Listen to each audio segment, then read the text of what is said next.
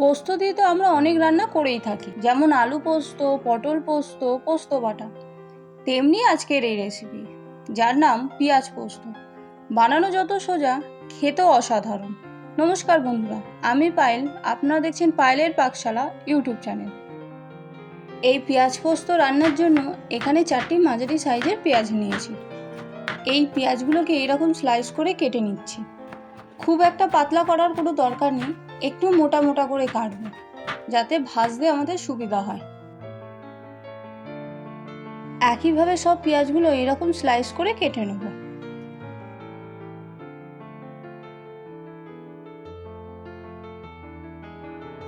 সব পেঁয়াজ কাটা হয়ে গেছে, এবার এগুলোকে ছাড়িয়ে নিয়ে একটি পাত্রে তুলে নেব।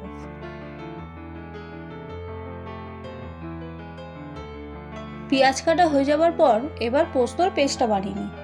মিক্সিতে 25 গ্রামের মতো পোস্ত ও 4টে কাঁচা লঙ্কা দিয়ে একটা পেস্ট করে নেব। পেস্টটা ঠিক এই রকম হবে। এবার রান্নার পালা। গ্যাসে ফ্রাই প্যান চাপিয়ে দিয়ে দেবো সামান্য সর্ষের তেল। তেল গরম হয়ে গেলে ফোড়নের জন্য দিয়ে দেবো হাফ চামচ কালো জিরে। একটু নাড়াচাড়া করে দিয়ে দেবো স্লাইস করে কেটে রাখা সেই পেঁয়াজটা। এবার মিডিয়াম টু লো ফ্লেমে এই পেঁয়াজটাকে খুব ভালো মতন ভেজে নেব। পেঁয়াজটাকে একটু নরম করার জন্য দিয়ে দিচ্ছি সামান্য লবণ। এবার বেশ কিছুটা সময় ধরে পেঁয়াজটাকে নরম করে ভেজে নেব। খুব ডিপলি ভাজবো না, হালকাভাবে ভেজে নেব। পেঁয়াজ নরম হয়ে গেছে এবং খুব সুন্দর ভাজা হয়ে গেছে। এবার দিয়ে দেবো পোস্ত সেই পেস্টটা। সম্পূর্ণ পেস্টটা এখানে কাচিয়ে দিয়ে দেবো। এবার পেঁয়াজের সাথে পোস্তটা খুব ভালো মতন মিশিয়ে নেব। মিশিয়ে নেওয়ার পরেই দিয়ে দেবো মিক্সি ধোয়া সেই বাটির জলটা।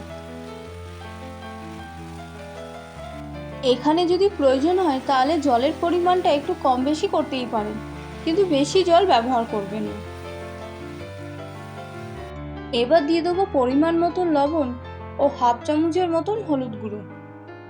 এবার এগুলোকে মিশিয়ে নিলেই রেডি হয়ে যাবে আজকের রেসিপি পেঁয়াজ পোস্ত।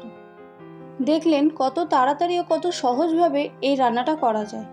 চটজলদি কিছু রান্না করার জন্য এই রেসিপিটা বাড়িতে অবশ্যই ট্রাই করতে পারেন। নমস্কার।